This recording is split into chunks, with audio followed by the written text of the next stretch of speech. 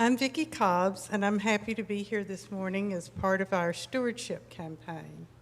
My story is the same as some others that are here. I moved to McKinney 16 years ago to become a grandmother. I'm now the proud grandmother or Nana of 3 wonderful children. The move was exciting, but it was also full of anxiety. My husband and I had always been active in our church, and I knew I wanted to continue it to be a part of my life following his death 5 years earlier. But as a single lady, I wasn't sure how I would fit into a place that had not known me as part of a couple. I chose St. Peter's as my first place to visit. It was during a time of the church when there was no permanent priest. But despite this trying time, I was greeted by many people, and it still could tell it was an engaging and active church.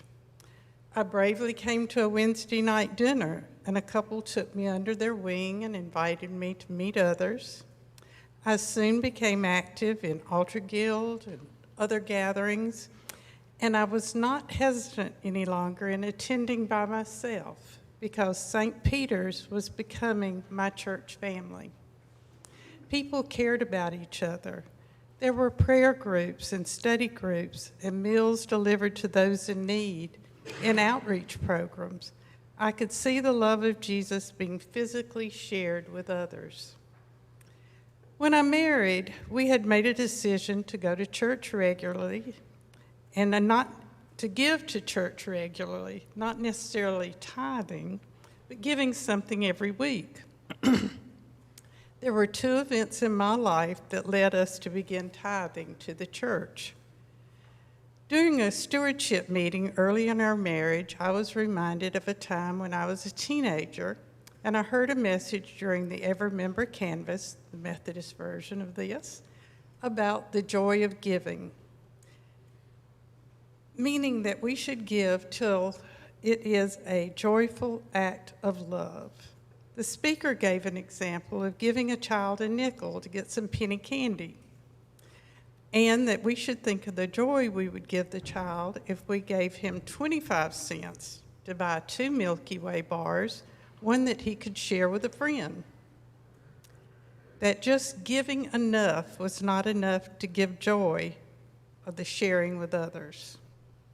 We realized our financial support was our physical expression of our tangible love of Jesus. We received joy as we saw the difference our gifts made in the life of the parish and the people that were helped by us.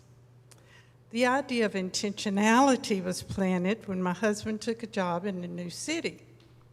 Just by chance, we met the president of the company, and he took time to stop and welcome us. And as we talked, he gave us some advice. If we were to be successful, we had to be intentional. Every payday, we were to save 10% and give 10% to God. We began striving for these goals intentionally, giving with joy, and sometimes with a little sacrifice. My life has had many blessings and sorrows, but I always felt God's love too. Here at St. Peter's, I've seen and felt what God is doing. Imagine your love of Jesus and how your pledge is your tangible expression of that love and can be shown by giving your gifts in His name. You should have received a pledge card in the mail this week. Please return those to the church in the enclosed envelope. And as you and your family consider your gift to God this year, I hope you are giving joyfully.